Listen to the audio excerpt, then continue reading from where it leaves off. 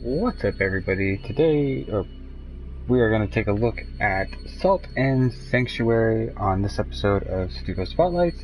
We're just going to jump right into it, so the annoying bell will stop. We'll jump into my... we'll jump into level 15 for now. Okay, real quick, Salt and Sanctuary is kind of old by now.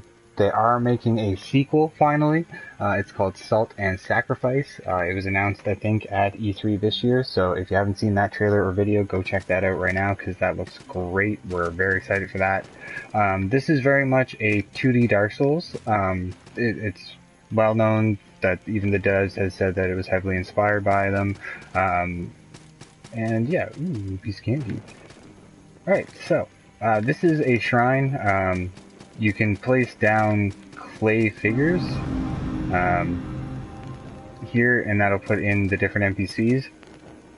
It's a mechanic that's kind of unique to this game, where you make your own shrines and what NPCs are there. So, like, some NPCs will have the blacksmith where you can buy new armor and upgrade your stuff, but others won't. Some you'll have, like, the priest or whatever to heal you, get rid of poison, whatever. So there's weapons, different kinds of weapons: spears, axes, hammers, daggers, swords, you name it, it's there. Shields and crossbows, or bows and everything. You do get a light and a heavy attack. There is combos, so if you attack with the light attack and then hit triangle, for example, it's a lifting attack, and then you can do air combos. So it's got kind of like the 2D like fighter brawler aspect that you would expect. There is a parry, just like in Dark Souls. The game hates you and wants you to die, just like in the Souls games. So, like, for example, there's traps all over the place, and things like breakaway platforms, and there is like lots of like hidden areas and loot to find. Like, we just found that sword there. You drop your XP when you die, which is salt in this game. Your healing flasks recharge when you make it to a campfire. Ow.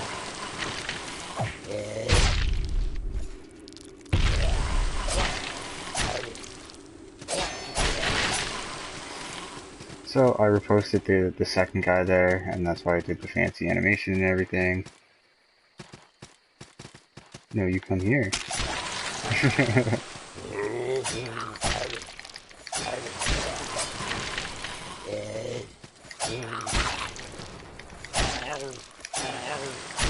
So this character that I'm playing is kind of a two-handed light armor, just very much glass cannon kind of build.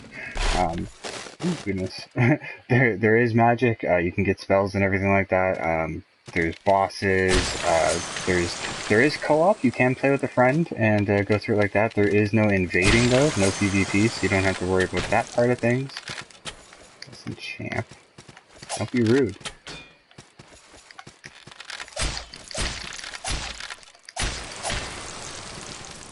Yeah, splatter you all over the trees. There are some kind of unique mechanics where it is 2D. Not getting too spoilery, because it is shown to you early. You don't unlock it right away though, but there's an ability you'll get where you can flip the way gravity works, so you'll be walking on ceilings and stuff, and like it just adds for like some cool like level design and mechanics like that. But we'll do a little bit of adventuring here to show you some of the monsters and some of the fighting. Probably die. But I've played a lot of this game. Oh dear. Oh dear.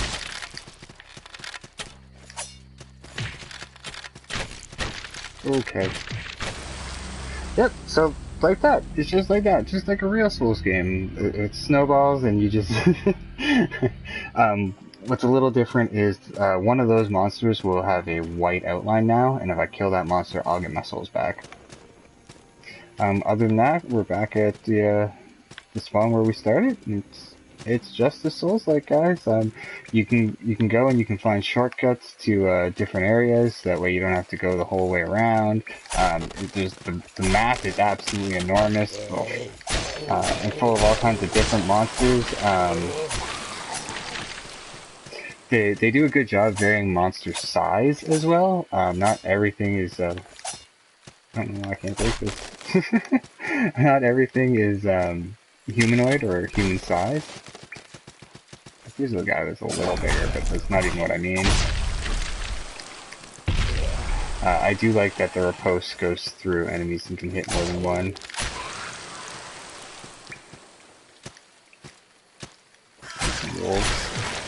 Oh! There are like unique attacks like that for the enemies where if you get caught by them, they do more damage, blah blah blah. You know, the usual things like you'd expect from a full Souls game, but this is a very, very well done 2D one. I can't say enough good things about this one. There's tons and tons and tons for you to explore and discover in it. Lots of monsters. You can do all kinds of different builds. Just like the Souls-like, where there's a little bit of like humor to what you can do. Like one of the starting classes is actually a cook. And you start with like a frying pan and like an apron and stuff like that. Oh, fighting in the dark. I don't like this. I don't like this.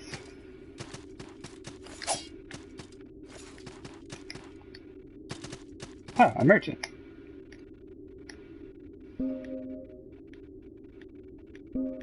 Oops.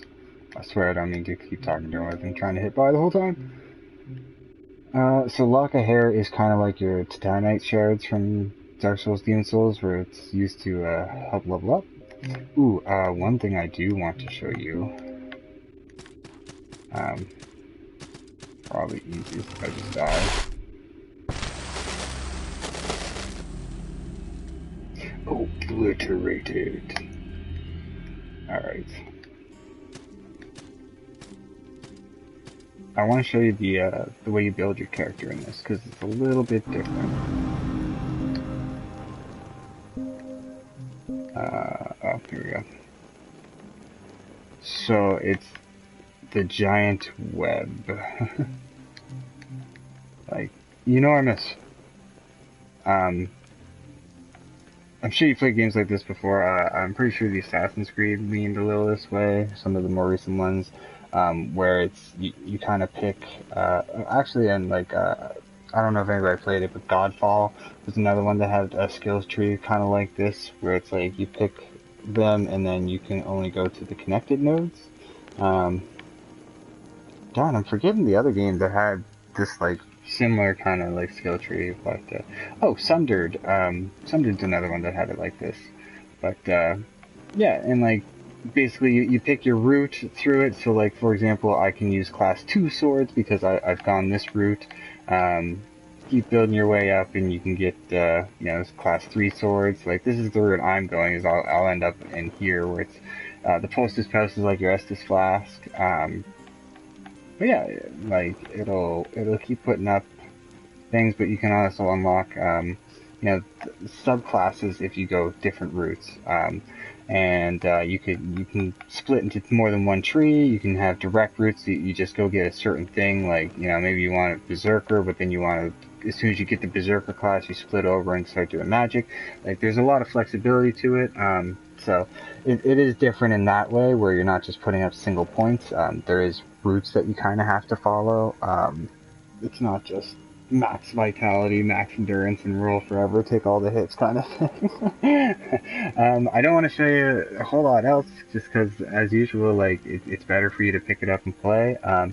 The way the multiplayer works is when you make your character, you get a starting gift just like you would in Dark Souls.